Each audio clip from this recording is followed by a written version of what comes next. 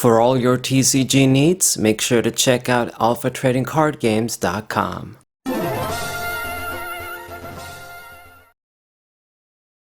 What's good, everybody? This is Saber054. Tired doing a lot of recording these days because of the second channel.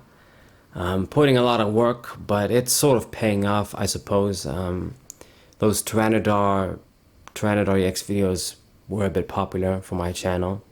Charizard, it was kind of popular too, but I obviously expected more because it's Charizard. And I did think I had a unique deck, at least that's different than everybody else using it with Pidgeot EX. Having a deck with all of the Charizards in the format. I mean, I think it was all of them. I don't think I missed anyone. Together in one big deck full of Charizards. Speaking of that, this guy's opening up with the Radiant Charizard.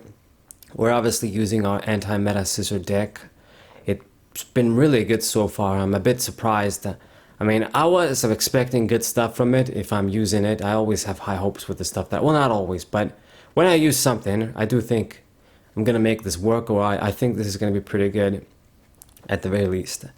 But it did even better than I expected it to do. I mean, there's always a few times that you're going to break and things are not going to go your way.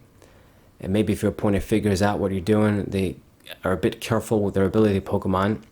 But if that doesn't happen, I mean, the meta is just filled with ability Pokemon. People are just throwing them down and not thinking, oh, I might run into Scizor. I'd say many people might not even know a card like that exists. Like Scizor is a card that actually exists. That is an anti-meta Pokemon. Anyway, so I go for the Gruche here, playing my damn stadium just to maximize drawing. Normally I save the stadium, but I said fuck it this time. I mean, what the hell is this Charizard going to play down for stadiums that we're going to give a fuck about? Anyway, so I get the Overquill. We're going to play a few of these down, and I got all of my Pokemon down on the bench. Got 2 Scythers, 2 Quillfishes, you know, the Binacle, and the Manaphy there as a decoy. I've got the Barbaracle in hand. We have ways to attack next turn, or if the Manaphy dies, I should say. But I don't have a supporter. It'd be good if we see that. So what my opponent is using is obviously a Charizard deck. You can tell because of the Charmander and the Barbaracle. It's another thing that goes together with that deck. People either using Barbaracle, Pidgeot, Arceus with Charizard, or sometimes all 3 of them together, or maybe 2 of those together. Commonly, I'd say, I mean, I don't really know. I'd say Pidgeot is always in. Maybe Arceus is always in, but maybe Barbaracle is in with Pidgeot. I really don't know. I'd like to think that Pidgeot is always in, but who knows? Either way, I mean, it's going to be a lot of ability Pokemon once again. Charizard EX is unfortunately one of those Pokemon, though, that it has a lot of HP, and it's in that range where if we do 160, you know, 3 ability Pokemon on the field, we don't get that 2-hit KO. So I gotta have, like, this guy needs to have 4 Pokemon at all times so that I can just do 210 every time. Then it's a guaranteed 2-hit KO on all of his guys, which is what we want. Now, I'm getting an attack off here, and unfortunately, because I do not have the Sneasler, Radiant Sneasler, the Mew isn't going to die. It's going to survive there. I actually don't want it to die, because if it lives, then it's going to move it on the bench to attack with this Pokemon, and then there's just the Mew there stuck, giving me plus 50 throughout the entire game. Now, to be honest, this guy is probably going to have a lot of ability Pokemon anyway. He plays down the Pidgey, so that's Pidgeot. You guys know the drill.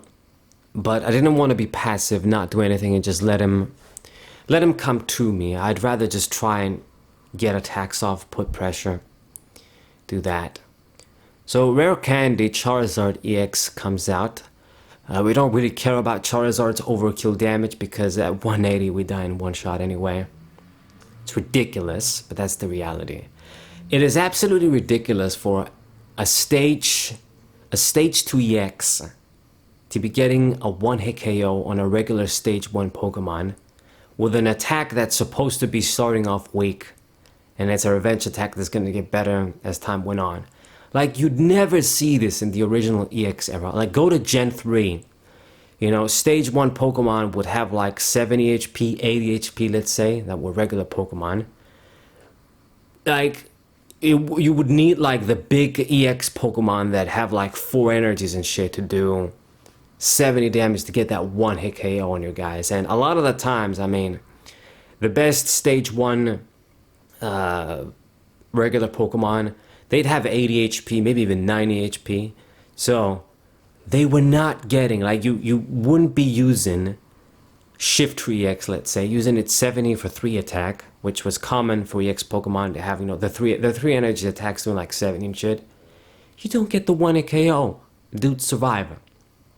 This is like the worst case scenario most of the time. I mean, you just weren't doing that much damage. It wasn't easy. But, I mean, I guess in this day and age, you know, all of the regular Pokemon, they always die in one shot. Always. Even something like Torterra with 190. 190 is nothing. Okay, so I do 160 on the Charizard. It is a bit unfortunate, as I said. You know, this isn't going to be enough to get the 2-hit KO, and I don't want this guy to be living. But he played down another Bidoof, drawing the cards with the barrel. So now there is 1, 2, 3, 4 ability Pokemon. So next turn I do get the kill on the Charizard. So I don't know what this guy's thinking. I mean, he should be aware by now, not making this misplays. But he kills the Scizor, and we definitely want to see another Scizor right now. I mean, I'm committing the Scyther. It's a bit of a risk. I only got the Miriam as well as a supporter. We're going to play down the Nest Ball. But really, it's all about Scizor in this game. So Miriam, please don't let me down. We're going to put in a Scyther. Or Scizor? Should I put in? No, just Scizor. And please, give me something. I need Scizor or an Ultra Ball, and I did see it. So just barely. If I didn't see that, this was going to be a fuck up. Anyway, we get the boss's orders. And because I got the Jack in hand, I should be good with Scizor's next turn as well. So we just barely got by. I'm not going to lie, sometimes you're going to have to sort of ride your luck, roll the dice. I mean, if I didn't see Scizor in this case, I wasn't doing shit, and it was going to be a big advantage for my opponent. This free turn, just super important. But getting the KO, now all of a sudden, the pressure is on him. Now he's going to use the Charizard, the Radiant one. And that's a bit sad because it gets the 1-hit KO and it only gives away 1 prize plus 160 HP. You gotta do at least 160 to kill this thing in a one shot. We definitely want to kill it in one shot. But there's still 3 ability Pokemon on the field. I mean, once the Radiant Charizard dies, it's just gonna be 2. He did grab the Pidgeot EX though. He's getting that out. So we're back to 4/3 when the Charizard goes down. I mean, I don't know why he's doing this. You got all of the barrels, you got draw power. What the fuck do you need the Pidgeot for, dude? You know when you're gonna get the Charizard, it's gonna be a 4th Pokemon, and then I do 210. So I don't think this guy's really clever. He's just using this Charizard deck. Maybe a net deck, I don't know, but just a standard build for Charizard, and not really thinking things through. I mean, you should aim for me to just not do 210, and it's easy. It's not like it's not in your control. So we're gonna go for the Ultra Ball here. I am going to get Scizor. We got plenty of them in the deck, which is perfect. I'm gonna get by perfectly. I think maybe I should have recovered that other Scyther, but I mean, it worked out. We did see what we need. I still have in the deck, here's another one down, and this guy needs to get a lot of prizes anyway. So 1-hit KO. Charizard is out, the Radiant one. And, you know, if you want to use the Charizard EX, you know what the risk is going to be. So we get the Radiant Sneasler. Looks like it was in the prizes. And promoted Pidgeot.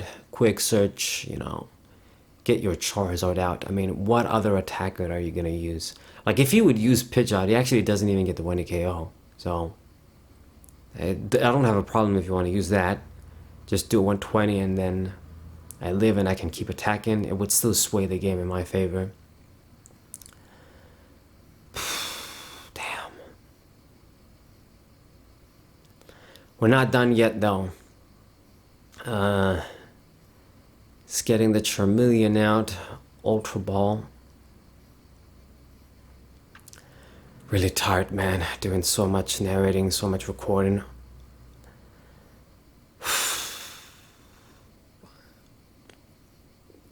Weather doesn't help. It's really hot right now. Okay, draw some stuff with the barrels. His deck is very thin at this point too. Must be low on resources. The key to my victory would be him sort of running out of energies. But I don't know if that's going to happen. He goes for that Iono. That can be a bit annoying. We are susceptible to Iono because we don't really have any ability to draw Pokemon. I just have supporters, so once they start doing Iono and I'm low on prizes, it's pretty much a gamble up to what I'm going to draw. So hopefully you got a bunch of things set up so you can keep attacking at the very least until you see something. But yeah, this deck, our deck isn't perfect, but it's anti-meta for my anti-meta guys at the end of the day. So energy retrieval, yeah, it looks like he's not going to be running out of energies. I don't know why he's running that and not something like Super Rod, because Charizard gets the energies from the deck. But anyway, he leaves the Pidgeot active there. I get the other Scizor out.